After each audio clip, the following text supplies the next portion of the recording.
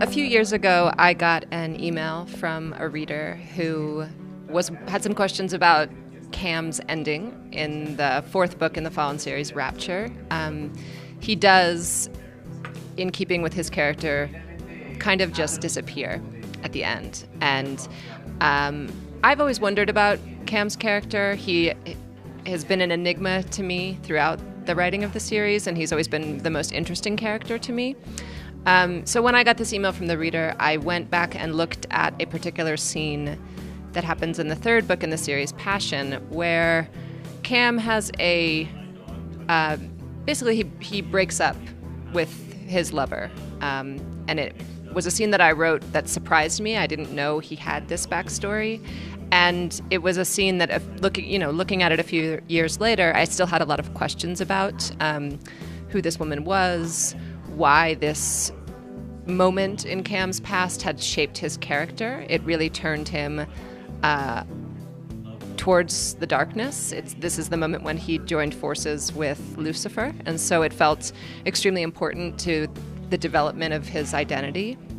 So I went back and looked at this woman and realized that I needed to know more about her and just examine their relationship more closely in order to understand what it was about. And it led me into this story that was really quite surprising because it showed this very tender side of Cam, which I always knew existed, but I hadn't been able to look at because I think Luce and Daniel's love story eclipsed the rest of the characters, and it needed to in the regular books in the series. But I guess I knew I'd always come back around to Cam. It was just kind of the question of when.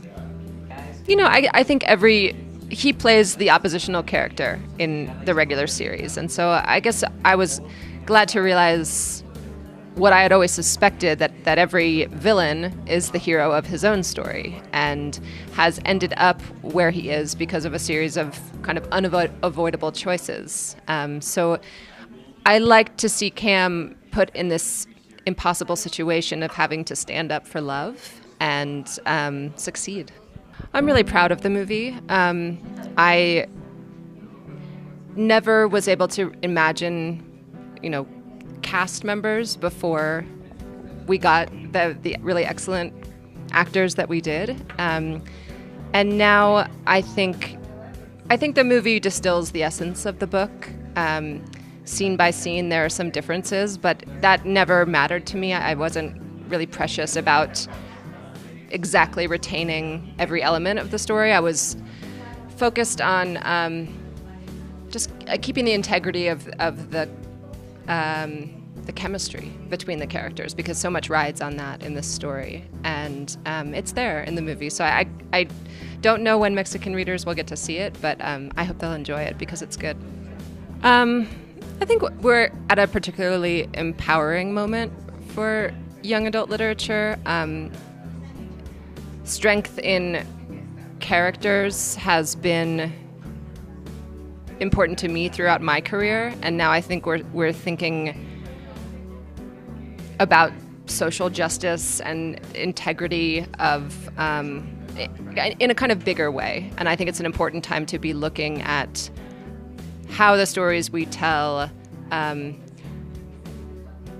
inspire readers who are young to do good in the world. And I don't know, we need that right now.